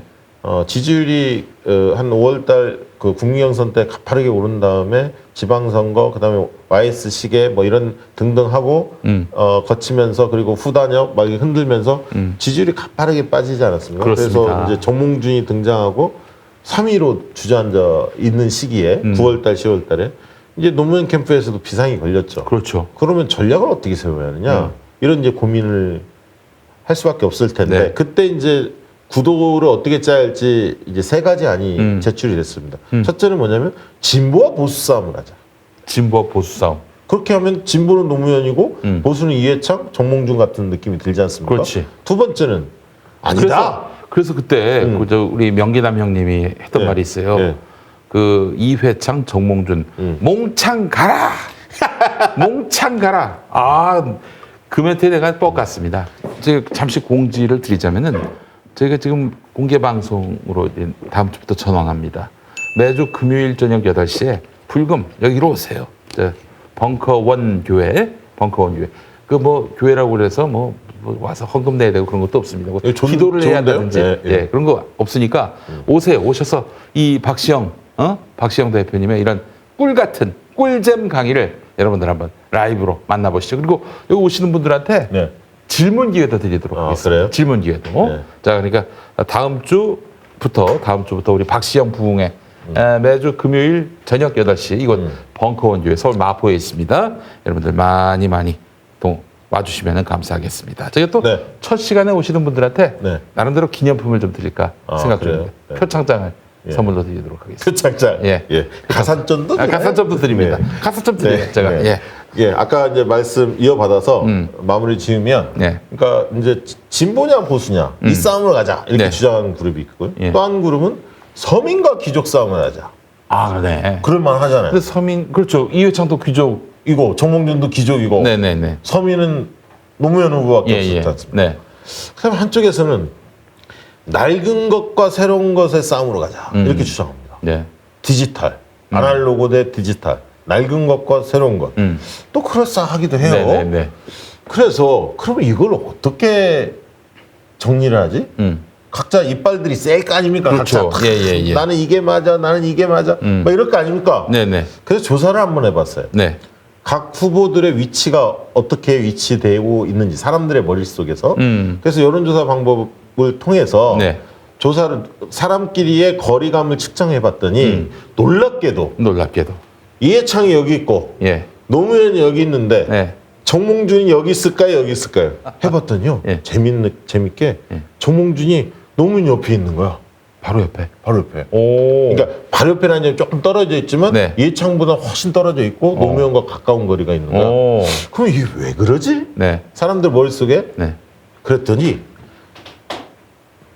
이해창은 구태, 올드, 옛날 사람.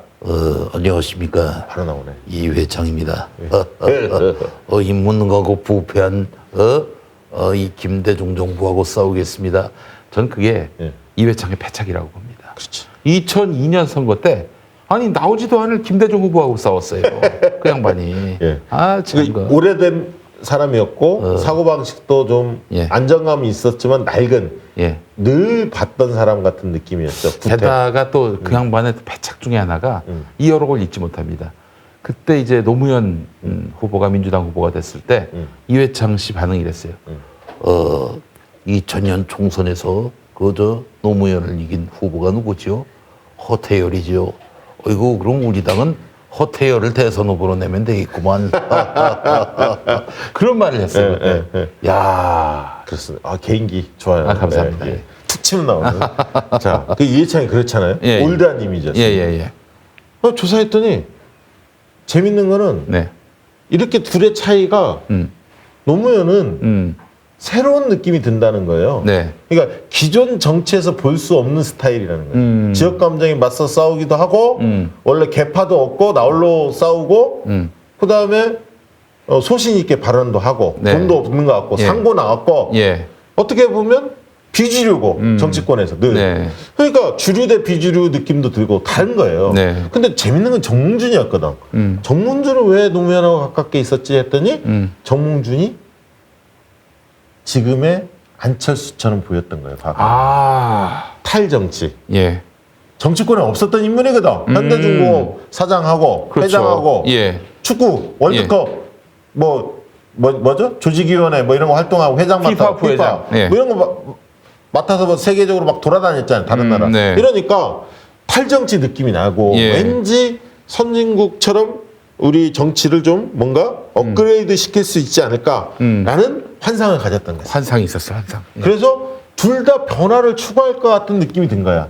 현실을 안주하는 게 아니라 그렇구나. 새로운 것을 뭔가 할 것 같아. 그러면은 근데 낡은 것 대 새로운 것. 그렇지. 이 구도가 맞는 정확했네요. 거였지. 자, 그래서 낡은 것과 새로운 것으로 가야 한다. 구도 예. 싸움이 그렇게 정리가 됐고 예. 그러면 그 당시 지지율이 이해창이 높고 예. 그 다음에 정몽준, 노무현 이런 순서였는데 네. 노무현 대통령 입장에서는 정몽준을 까야 돼 안 까야 돼? 우리가 3등이고 저쪽 2등인데 이쪽에 정몽준을 지지하는 사람들도 변화를 추구하는 변화 추구형 그러네. 집단이란 예, 말이야. 예. 우리는 우리 쪽이야 노무현 후보 쪽이야 약간 정치 개혁을 할 것 같고 사회 개혁을 할 것 같은 이런 느낌이었지만 네. 그러면 2층을 껴안고 가야 하는 거예요. 아, 그러네. 변화를 추구하는 예. 낡은 것과 새로운 것의 대립 경쟁 구도를 짜면 새로운 층을 하나로 묶으려고 해야 한다 캠페인을. 아, 그러면 몽창 가라. 이거는 좀 잘못된 포인트였네. 명계란 선배 얘기는 여기서 하지 말고. 네, 알겠습니다. 비판하고 싶지는 않습니다. 같이 고생한 저지. 다만 이제 이렇게 예. 짜면 어떻게 되냐면 정몽준한테는 예. 네거티브를 하지 않는 거지. 왜 때려 여기를 여기만 이해창만 공격하는 거지. 그러면서 낡은 세력으로 몰아붙이는 거지. 네네네. 그러면 그래서 나중에 후보도 아니라 국면이 열리는 거예요. 그러네요. 왜 여기를 계속 때렸으면 후보도 아니라 하겠어요? 빈정상에서 그렇지. 안 하지. 예. 전략이라는 그런 겁니다. 그래서 결국 나중에 어떻게 나왔냐? 예. 캐치프레이즈가 노무현 측에서 새로운 대한민국. 그게 그러네요. 캐치프레이즈였던 그 포스터에 이렇게 그렇게 적혀 있었어요. 나왔습니다. 새로운 아까 대한민국. 그 구도에서 선거 슬로건이 나오는 겁니다. 국민 후보 노무현으로 이랬어요. 그렇죠. 민주당 후보 예, 노무현이 예, 아니라. 예. 예. 자, 이해되시죠? 네네, 이게 네. 이제 구도 싸움이 그래서 중요한데 이게 여론조사 방식을 통해서 구도를 짜는 거다. 왜? 네. 팩트 싸움이 아니라 예. 인식 싸움이라는 거. 선거는 그렇습니다. 국민들의 인식에 어떻게 자리매김하고 있느냐. 자, 이제 문재인 얘기를 해드릴게요. 네네네. 이거 문재인 전략 컨설팅을 저희가 했었습니다. 오랫동안. 네. 그래서 전략을 짜려고 뭐 저희만 전략 짠 건 아니고 많은 사람들이 짰겠지만 네네. 저희도 짰습니다. 짰는데 그래서 제가 이제 FCI 이런 걸 많이 합니다. 포커스그룹 인터뷰라고 이 좌담회를 많이 하는데 그때 이제 조사를 해보죠. 뭘 조사를 했냐? 자, 문재인, 안철수, 홍준표, 네. 유승민, 심상정 중에서 네. 지지정당 다양한 사람들 모여 있습니다. 민주당 지지자들, 정의당 지지자들, 뭐 바른미래당, 홍준표 지지자 다 모여 있습니다. 다 네. 모아놓고 8명 모아놓고 네. 얘기합니다. 자, 여기서 문재인에 대해서 좋아하냐 싫어하냐 손 한번 들어주세요. 좋은 사람 딱 손 넣으면 8명 중에 4명 나옵니다. 싫은 사람 딱 손 넣으면 4명 나옵니다. 4대4. 그 당시에. 오. 자, 두 번째. 그러면 안철수 좋아하는 느낌, 호감도를 묻는 겁니다. 네. 좋아하는 사람 안철수 6명 나옵니다. 싫어하는 사람 2명 나와요. 아, 그래요? 네, 들어보세요. 오. 유승민 네. 좋아하는 사람 6명 나옵니다. 싫어하는 사람 2명 나옵니다. 심상정 네. 좋아하는 사람 5명 나옵니다. 싫어하는 사람 3명 나옵니다. 예를 들면 이런 식으로 공부가 됐어요. 그다음 묻습니다. 자, 인간적으로 좋아하고 싫어하는 걸 떠나서 대통령감으로 준비된 사람은 누구라고 느껴지십니까? 각각에 묻습니다. 문재인 대통령감으로 준비돼 있다 이런 느낌이 드십니까? 손 들어보세요. 그러면 문재인 7명 듣습니다. 한 명만 손 안 듭니다. 홍준표 5명 손 듣습니다. 3명 손 안 듭니다. 안철수 1명 듣습니다. 1명. 6명 손 안 듭니다. 1명 기권. 유승민 한 3명 손 듭니다. 5명 반대고 1명 손 안 듭니다. 대통령 내가 싫고 좋고 떠나서 대통령감으로서 인정할 만한 사람이 누군지 이런 걸 이제 체크를 쭉 합니다. 자. 그러니까 이제 결국 인물의 호감도에 따라서 대통령감을 판단하는 게 아니라 이 사람의 집권 능력, 뭐 말하자면은 조직과 세를 갖추고 있느냐 이런 것까지 다 감안해서 판단한 건 아닐까. 네, 근데 거기서 딱 끝나는 게 아니라 또 묻습니다. 자, 정당에서 한번 물어볼게요. 그래서 민주당이 수권 능력이 있다. 수권 정당으로 민주당 어떻게 보십니까? 있다 없다. 있다. 8명. 없다. 0명. 네. 한국당 수권 정당의 느낌이 드십니까? 안 드십니까? 있다. 7명. 없다. 1명. 국민의당 있다. 1명. 없다. 7명. 딱 나옵니다. 네. 왜? 국민의당 급조된 정당이었고 39명 정당. 그렇죠. 그러면 국민의당이 왜 어떤 면에서 수권 정당이 없다는 느낌은 의원 수가 얼마 없고 창당된 지 얼마 안 됐고 또 중요한 건 뭐였냐면 집권했을 때 사람들이 물었습니다. 토론회 때나 당신은 민주당 쪽하고 손잡을까 연정을 해야 할 텐데 한국당하고 손잡을 왜 너무나 소수 정당이니까 물으니까 안철수가 가만히 있는 거야. 한국당하고 손잡을지 민주당하고 손잡을지 얘기를 안 해. 그 다음에 박지원이 다 해먹을 것 같아. 박지원 상황론이 탁 나옵니다. 박지원 상황론. 그 얘기 들었지 않습니까? 그렇죠. 박지원이 다 해먹을 것 같다. 이런 얘기들이 막 나옵니다. 이게 약점이죠. 그래서 이런 종합적인 걸 다 감안해서 전략을 짭니다. 어떻게 짜냐? 그 다음에 어떤 대통령이 무엇을 해줬으면 좋겠습니까? 첩회청산, 공정 이런 얘기 나옵니다. 촛불에 대해서 반드시 그 촛불의 외침을 실현할 수 있는 사람이 됐으면 좋겠다. 그러면 문재인 후보 측의 입장에서는 가장 핵심 기조는 뭐냐면 촛불의 적장자, 촛불의 계승의 적임자 이거를 들고 나올 수밖에 없고 첫째. 그 다음에 그래서 테스트를 해봅니다. 뭘 테스트를 했냐면 슬로건 테스트를 해보죠. 그래서 제가 집에서 화장실에서 있다가 곰곰이 어떤 슬로건이 좋겠나 생각하다가 나라다운 나라를 생각했어요. 그게 대표님 작품이었군요. 그렇습니다. 아이고 세상에. 그래서 나라다운 나라가 얼마나 사람들한테 먹힐지 필드 테스트를 했습니다. 하고 나서 제안했죠. 우여곡절을 아주 많이 겪었습니다. 그러다가 이제 홍보 쪽에서 그 나라다운 나라를 이렇게 좀 나라답게 이렇게 이제 바꾼 겁니다. 그러나 기조를 살렸죠. 나라다운 나라. 이게 이제 채택이 됐고요. 그 채택된 이유는 아까 그 촛불의 적임자, 이 적장자 이거를 놓치면 안 된다. 그 정신을 살리는 대표 슬로건을 가야 한다. 그게 국민들의 외침이 나라다운 나라를 만들어달라는 거였거든요. 정상적인 국가 이 얘기입니다. 그러면 이제 서브로 어떻게 쓸까요? 서브 슬로건을. 그 고민했을 때 우리가 한 게 문재인의 컨셉은 든든하다는 거 준비된 거다.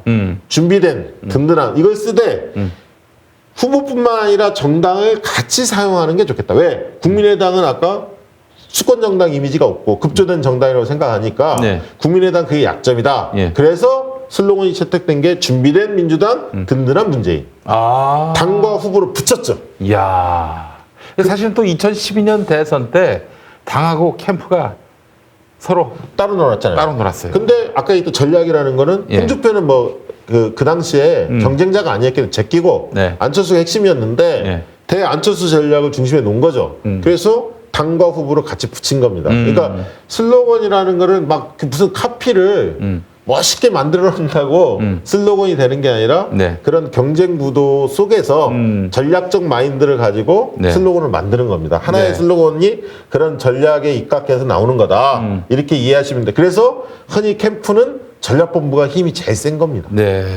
뭐 미디어 본부, 홍보 본부, 조직 본부 다 있지만 전략이 가장 센 겁니다. 그래서 선거는 이해되시죠? 선거가 왜 과학인지. 그렇습니다. 그 한마디도 대충 나온 게 아니라 이거 굉장히 비싼 건데. 이게 실제가 있다는 것만 해도 오늘 우리 시청자분들 오늘 맛보기는 여기까지. 그렇습니다. 계속 이런 하나하나의 팁을 드리겠습니다. 예, 그냥 뭐 캠프끼리 모여가지고 야 이걸로 하자 해가지고 되는 게 아니다. 네. 이거는- 그렇게 하면 어떻게 되냐면 예. 캠프가 이제 후보 측도 볼 텐데 캠프가 전략을 아까 과학적으로 전략을 세우지 못하면 어떤 현상이 벌어지냐면요. 이런 현상이 벌어집니다. 뭐냐면 어떤 전략을 막연하게 세워놓고 막 열심히 뛰다 보면 옆에 선거 좀 뛴 사람들이 나타나요. 그렇게 하면 안 됩니다. 네. 이렇게 가셔야죠. 또 다른 사람이 와서 그렇게 하면 안 됩니다. 이렇게 훈수를 두는 분들이 막 생겨요. 근데 후보도 자신이 없거든. 네. 왜? 과학적으로 측정을 안 해봤으니까. 예. 그러니까 이 얘기 들으면 그럴싸하고 저 얘기 들으면 그럴싸하고 귀가 얇아져요. 네. 그러다 보면 그 캠프는 수동적 캠프로 전락합니다. 아이고. 뭐냐면 저기 자원봉사자들이나 옆에 비서들이 뭔가 책임성 있게 자기가 결정권이 없어요. 그렇습니다. 후보가 결정해주지 않으면 한 발도 내디딜 수 없습니다. 전부가 후보가 결정해주기만을 바라고 있습니다. 그렇지. 그러면 이슈에 대한 대응력도 떨어지고 갈짓자 캠페인을 가게 되니까 나중에는 컨셉도 무너지고 핵심적인 이미지도 만들지 않고 네. 결국은 이렇게 낙선하는 그런 결을 아니 미안합니다. 그때는 어쩔 수 없었죠. 그 낙선은 네, 이건 네. 사실 박근혜도 당선되기 어려운 그렇죠. 저거였어요. 네, 사실. 네. 예, 이해합니다. 알겠습니다. 네. 오늘 뭐 여기까지 하시죠. 네, 네. 알겠습니다. 예전에 호랑이 담배 피우던 시절에 네. 그런 여당에서 이런 구호가 나왔잖아요. 뭐? 갈아봤자 별 수 없다. 야당 쪽에서는 뭐 이제는 갈아보자. 못 살겠다 갈아보자. 못 이렇게. 살겠다 갈아보자 했더니 여당 쪽에서 나왔던 그 맞아요. 구호가 갈아봤자 소용없다. 구관이 명관이다. 구관이 이게 선거 맞아요. 구호였어요. 맞습니다. 그게 재밌죠. 이승만 정권에. 예. 그래서 제가 오늘 이제 처음 방송한다고 제 페이스북에 올렸더니 네. 어떤 분이 예. 전략은 노출하지 마세요. 한국 땅이 베껴갑니다. 그래요. 그래서 제가 고민을 했습니다. 사실. 네. 어느 정도 선까지 공개를 해야 하나 고민을 했는데 아무튼 그 고민은 끝나지는 않았고 네네. 조금씩 맛보기 형태로만 좀 알겠습니다. 아니, 우리가 큰 구도만 알면은 그래서 막 선거 때마다 우리가 과학과 무관한 뭐 너무 말하자면 감정에 치우친 이런 흐름 속에서 우리가 중심을 잡고 이 선거는 과학이다. 그래서 우리가 치밀하게 대응을 해서 또 전략을 짜서 이겨보자. 이런 마음들을 모으기 위해서 그런 생각들이 점점 커지기 위해서 이 기획을 마련한 겁니다. 여러분, 박시영의 눈 많이 질문할 거 혹시 있었나요? 그 뭐 질문들이 뭐 대략 이런 겁니다. 뭐냐면은 내일 당장 총선이면은 민주당 몇 석, 자유한국당 몇 석. 그런 건 좀 이따 가르쳐주고 지금부터 가르쳐주고 다음번에 안 들어오시려고. 그래요. 네. 알겠습니다. 네. 오늘 전체적인 구도 좋다고 말씀하셨고 아까 또 어떤 분이 질문하시기를 그래서 이제 뭐 찾는 도중에 얘기를 하면 그래서 이 리얼미터나 갤럽이나 이렇게 정량적인 조사라고 하거든요. 양을 측정하는 네. 뭐 지지도 뭐 이런 숫자로 나오는 예. 이 조사에만 너무 함몰 내면 밑바닥의 민심, 이 기적, 이런 속내 그리고 어떤 그 사람의 어떤 생각이 어떤 배경을 통해서 형성됐는지 태도가 어떤 태도 형성 요인이 파악이 안 됩니다. 그리고 예를 들면 지지 강도도 측정이 안 되죠. 예를 들면 어떤 사람이 51대 49로 어떤 특정 후보에 대한 지지도 뭐 좋아해. 근데 어떤 사람은 그 사람한테 전혀 다른 사람이 눈에 안 차고 100% 그 사람을 지지하는 사람이 있고 어떤 사람 두 사람 비교할 때 51대 49로 이 사람이 마음이 드니까 당신은 누구를 지지하십니까? 전화조사나 ARS 조사가 오면 A가 51대 49로 그 사람 마음이 들으니까 그 사람을 찍겠다라고 얘기하지만 네. 어떤 사람 100% 그 사람에 가 있는 사람이 있고 그러니까 네. 약지지층과 강지지층이 있는데 이 약지지층은 예를 들면 어떤 내용을 새로 줬을 때 태도가 바뀌는지 예. A에서 B로 옮겨갈 수도 있거든. 51대 49, 60대 40으로 A 후보를 더 좋아하는 후보는 다른 내용이 들어가면 이 사람의 태도가 B 후보로 바뀔 수가 있어요.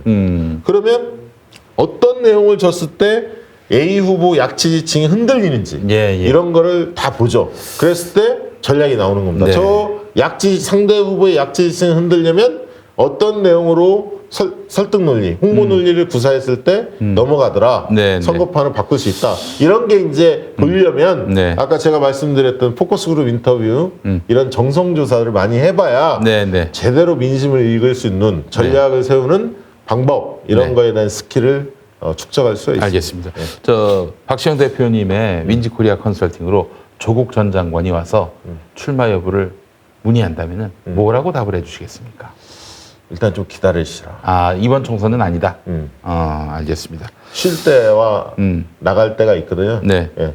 알겠습니다. 부울경 선거 판세 어떻게 전망하시는지. 그거는 이제 계속 할 겁니다, 앞으로. 예, 예. 네, 앞으로 충청권, 뭐, 권역별로 할 거고요. 네. 그 다음에 권역별 특성들, 민심의 추이, 뭐 이런 얘기 계속 드리겠습니다. 알겠습니다. 이낙연 국무총리가 총선 진두 지휘하는 거 좋습니까? 좋습니다. 아, 좋습니다. 왜 좋은지도 설명하겠습니다. 아, 홍석천 신당에 대해서 어떻게 생각하는지. 홍석천 씨가 신당 창당한다는 이게 제가 금시초문입니다만은 아마 홍석현을 얘기하는 것 같습니다. 홍석현이겠죠. 네, 홍석천. 그 저기 대한신당 쪽하고 만났다는 거 아닙니까? 예, 뭐 예. 유성엽 뭐 등등. 예.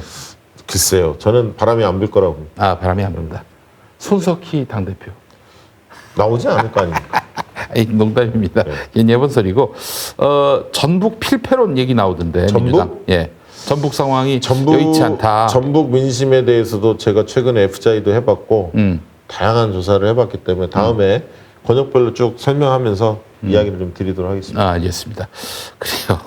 홍석천 신당. 홍석천 씨를 정말 물어본 건가? 홍석천 씨. 홍석천 얘기하길래 예. 김용민하고 둘이 붙으면 재밌겠다. 아유, 홍석천 형도 굉장히 좋은 사람이에요. 훌륭하죠. 정말 훌륭하죠. 너무너무 착한 사람이고 인간에 대한 따뜻함이 있는 이 분이에요. 먹방 코너도 여기 있지 않습니까? 예. 한번 모셔봐요. 아, 알겠습니다. 홍석천 형의 신당. 그 형이 또 정치를 하는 것도 좋을 것 같아요. 그 어떤 제 그 패친이 예. 이 프로에 나가는 건 좋은데 제발 먹방을 하지 마라. 알겠습니다. 군산에 김관영이 있는데 이 사람 잘 될까요? 이런 질문도 그것도 있어. 답변 드릴 수 있는데 지금은 아니고 좀 이따 드리겠습니다. 아, 그래요. 그 양반이 어떻게 하려나? 난 저기 할 줄 알았거든요. 민주평화당. 근데 바른미래당이 안철수 쪽이었으니까요. 어. 바른미래당에 머물고 있죠. 알겠습니다. 안철수 씨 나올까요? 질문들이 다 이게 되게 인물 중심으로. 안철수 씨 나오는 문제는 굉장히 이제 관심 포인트인데 네. 제가 뭐 방송에서 몇 번 말씀드렸지만 안철수는 대선을 노리는 분이십니다. 네. 그러니까 대선까지 쓸 수 있는 카드가 딱 한 번 쓸 수 있다 본인은 생각할 거예요. 네네. 그러면 어떤 타임에 등장했을 때 자기 힘을 극대화해서 뭔가 보여줘야 하거든요. 성과가 나와야 되거든요. 네네. 예. 그러나 이번 총선판은 내가 끼기에 적절하지 않다 이렇게 판단하고 있을 것 같습니다. 네. 안철수가 자유한국당 갈까요? 혹은 뭐 보수 통합 거기에 합류할까요?